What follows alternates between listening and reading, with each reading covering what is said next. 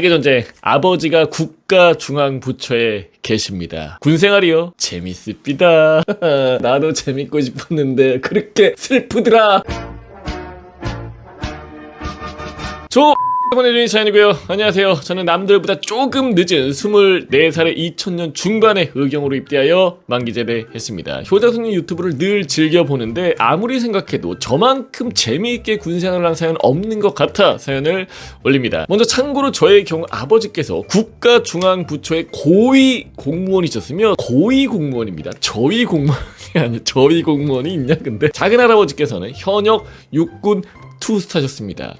강력해요 이 두 개가. 아버지께서는 장손이고 할아버지 형제가 많아 작은 할아버지였지만 연세는 아버지와 동갑이십니다. 또한 저는 자랑은 아니지만 학창시절 동네에서 꽤나 주먹을 써서 유명세를 떨쳤음을 미리 말씀드립니다. 저 같은 경우 사실 아버지께서 당연히 군대를 면제시켜 줄 거라는 생각에 아무 생각 없이 지내다가 어느 날 면제시켜 주실 마음이 추워도 없다는 아버지의 말씀에 부랴부랴 제일 빨리 입대가 가능하다는 의경으로 장마가 막 끝날 무렵 논산훈련소로 입대하였습니다. 그 당시 의경으로 입대하면 논산훈련소 4주 플러스 충주경찰학교 3주의 교육을 받고 자대로 배치를 받는데 논산훈련소 때의 얘기입니다. 당시에 탈 것 같은 뙤양볕과 찌는 듯한 더위에 미지근한 소금물만 먹던 저는 논산훈련소 생활 내내 시원한 탄산음료를 너무 먹고 싶었습니다. 충분히 이해합니다. 3주차쯤 되던 어느 일요일에 종교행사를 가는데 불교와 기독교, 천주교 중 하나를 골라 무조건 참석하라는 조교의 말에 따라 햄버거를 준다는 기독교를 선택하였고 참고로 본인은 불교였다고 합니다. 충분히 이해합니다. 그날따라 기독교 행사는 일찍 끝나 30분 정도 일찍 내무반으로 복귀하였습니다. 타 종교가 마치고 복귀할 때까지 자유롭게 쉬고 있으라고 하여 널브러져 있을 때 저보다 4살 어린 옆에 동기가 입대할 때 갖고 있던 현금을 모두 제출하라고 했는데 못 냈다며 10,000원짜리 2장을 보여주더군요. 순간 저는 동기에게 PX에서 담배와 탄산음료를 사올 테니 함께 즐기자고 했고 혹시 걸리면 편지지 사러 왔다고 하기로 말을 맞춘 뒤 주간행군 때 받은 PX로 발걸음을 옮겼습니다. 물론 기관병인 척하느라 훈련병 명찰을 뜯고 런닝셔츠와 반바지 그리고 슬리퍼를 신고 걸음걸이도 짬이 꽤나 되는 것처럼 걸어서 PX 앞에 도착하였습니다. 이게 아무래도 24살이고 약간 머리가 크다 보니까 실행할 수 있지 않았나 싶기도 합니다. 20살인 동기는 도저히 용기가 안 난다며 근처에서 기다리기로 하고 저 혼자 안으로 들어가 사이다를 2캔 집은 후 동과 함께 앉아있는 PX병에게 내밀며 야 그 디스 2갑도 같이 줘라 라고 했습니다. PX병이 저를 한번 훑더니 별 의심 없이 계산해 주었고 저는 속으로 쾌재를 부르며 수고해 하면서 나왔습니다. 하지만 나와보니 저를 밖에서 기다리던 동기는 사색이 된 채 다른 대대의 병사들에게 둘러싸여 엄청난 질문과 욕설을 듣고 있는 것이었습니다. 순간 뗐구나 생각했지만 그 동기를 두고 또 저만 살겠다고 갈 수도 없었기에 다가가 얘기했습니다. 저기 무슨 일이십니까? 그러자 동기를 둘러싼 기관병들이 일제히 저를 쳐다보며 니들 뭐냐? 훈련병이 왜 PX야? 미쳤어? 라며 어이없다는 듯 질문을 쏟아내는데 편지지 사러 왔다 라고 말하기도 전에 차를 타고 그 옆을 지나던 그 대대의 대대장님께서 차를 세우더니 야 너희들 거기서 뭐하냐? 오늘 있어? 하셨고 그 순간 저는 일이 커질 것 같다는 불길한 예감이 들었습니다. 참고로 여러분 2000년 중반이다 보니까 지금이야 뭐 PX도 어느 정도 좀 자유롭게 이용하고 여러 가지 할 수가 있지만 이때 PX요? 뒤지는 거야 걸리면. 아예 상상조차 못해. 결국 끌려간 곳에는 대대장님과 중위 1명, 하사 1명이 있는 방이었고 저와 동기는 한 손에는 담배, 다른 한 손에는 사이다를 든 채 대대장님께 혼인하고 있었습니다. 그런데 대대장님께서는 가족과 조상들 까지 들먹이시며 엄청난 인신공격으로 지위와 계급에 맞지 않게 야 너희 같은 것들은 조상 대대로 빨갱이가 확실하다 귤을 먹가차는 너희들의 부모는 뭐하는 인간들이냐 등등 훈련병이지만 욱하는 성격에 저는 점점 참을성이 바닥이 나고 있었고 결국 재입대하면 그만이지 라는 생각에 폭발하였습니다. 대대장님이 말씀을 그렇게 하셔도 됩니까? 저희 할아버지께서는 6.25 참전용사로 훈장까지 받으셨는데 빨갱이라고 하십니까? 계급이 그렇게 높으시고 연세도 지긋지긋한 분이 고작 훈련병에게 이렇게 소리 지르며 욕하는 게 부끄럽지도 않으십니까? 저는 못하겠습니다. 이렇게 하면서 한번 터진 제 주둥이는 멈출 줄 모르고 계속 소리치고 있었고 그 옆에 있던 중위와 하사는 어리 빠진 얼굴로 점점 파랗게 안색이 변하고 있었습니다. 급기야 옆에 있던 중위가 펄펄 끓고 있던 대대장님께 고정하시라며 말더니 저희 대대에 전화를 걸어 짧은 상황 설명과 함께 야 너희들 지금 여기 2명 있으니까 빨리 와서 데리고 가라 하고 끊으셨고 잠시 후 조교들이 헐레벌떡 뛰어왔습니다. 대대장님은 저희 대신 조교들 정강이를 수도 수도 없이 차면서 관리 제대로 못해? 라고 소리치셨고 저희는 조교들의 손에 이끌려 저희 대대로 돌아오게 되었습니다. 그렇게 돌아왔는데 저희가 도착한 곳은 내무실이 아닌 종합 상황실, 그리고 상황실 칠판에는 이렇게 쓰여 있었습니다. 타령 사건 상황 194번 훈련병 땡땡땡 195번 훈련병 땡땡땡 땡시 땡분 타령병 발생 땡시 땡분 연대 보고 등등 이렇게 이제 상황판에 써져 있었던 거예요. 자세한 칠판 내용은 잘 기억은 안 나지만 저희가 PX에 가 있는 동안 타 종교 활동이 모두 끝나 돌아왔고 인원 체크를 하였는데 저희가 없으니 타령병으로 보고가 이미 다 올라간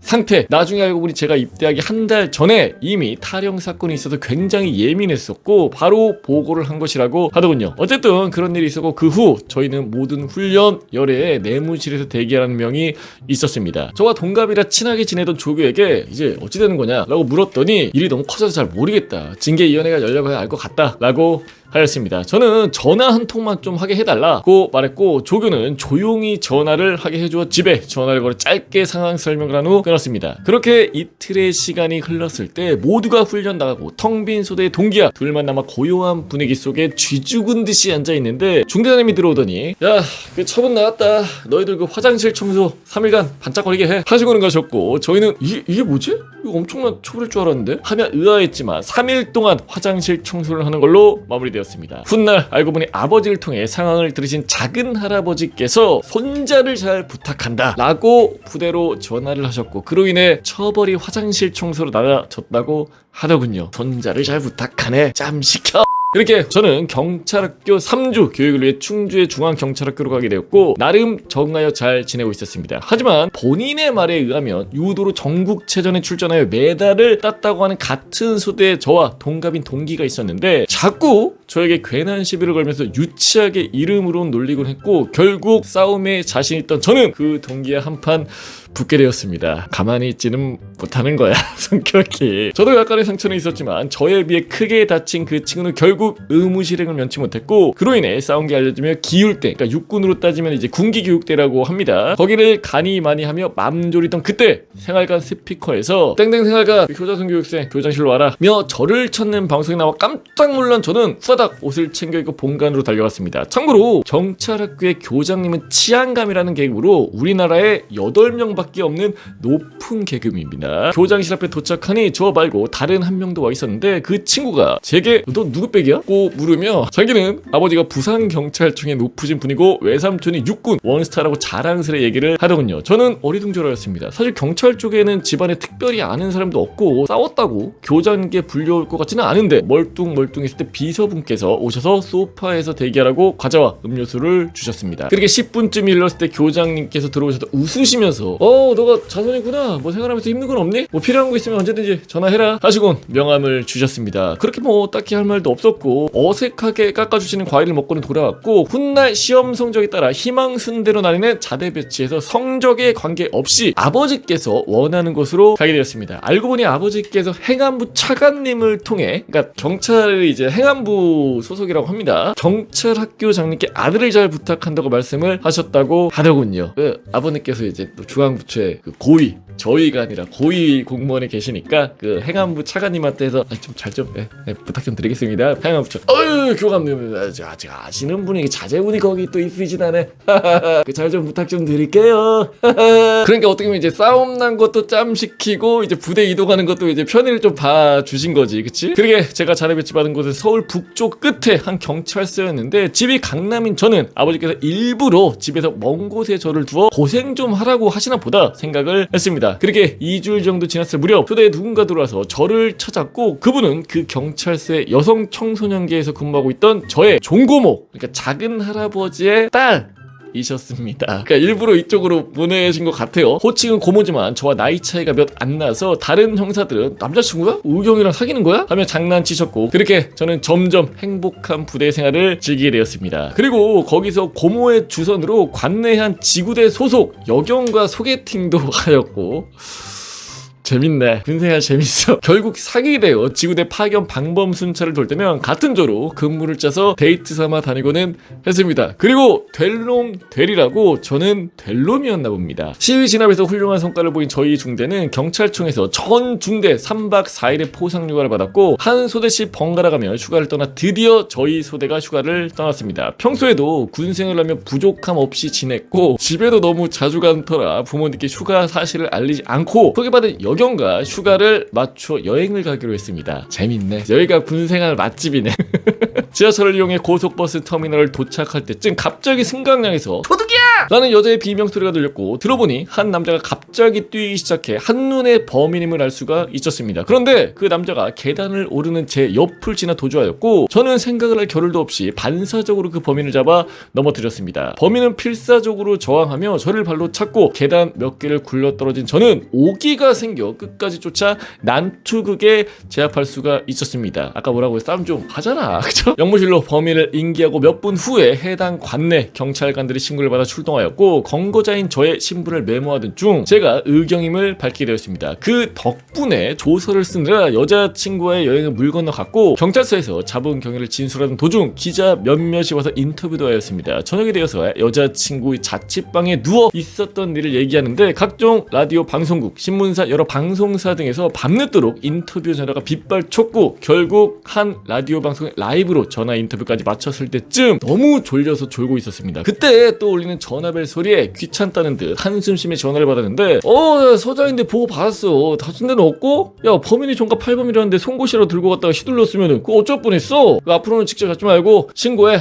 그래도 잘했다. 휴가 중이라며 하루 날렸네. 열흘 정도 푹 쉬다 알아. 3일이었는데 10일로 늘어난 거야. 그러면 제가 속한 경찰서의 서장님의 전화에 여자친구와 여행도 가고 친구들도 만나는 등 한참을 쉬다가 복귀했습니다. 그리고 저의 경우에는 고모의 백으로 여성 청소년계에 근무를 했는데 경찰서의 형사들과 의경들이 종종 함께 근무를 할 때가 있습니다. 주로 하는 일은 성매수자인 척 채팅방에 가입해 성매매 여성을 붙잡고 그분의 핸드폰에 저장된 진짜 성매수자를 찾아 처벌하거나 미성년자 상대 성매매 현장 단속을 했습니다. 사실 혈기가 왕성한 그때로서는 너무 재미있는 일이었습니다. 첩보를 수집 후 사복을 입고 형사님들과 한조가 되어 갑자기 모텔 등을 급습하고 발가벗은 채 당하게 하는 성매매 당사자들을 잡아와 진술을 받아 타이핑을 하는데 자세히 기록을 해야 하기에 야설이 따로 없을 정도라 정말 시간 가는 줄 모르고 재미있게 근무했던 기억이 있습니다. 많은 일화들이 있지만 끝으로 늘 주변에 하는 말이지만 저는 남들과는 다르게 재입대하라고 하면 너무 즐겁게 입대할 수 있을 것 같습니다. 참고로 당시에는 상상도 할 수 없던 핸드폰도 편하게 썼으니 말이죠. 군생활이 너무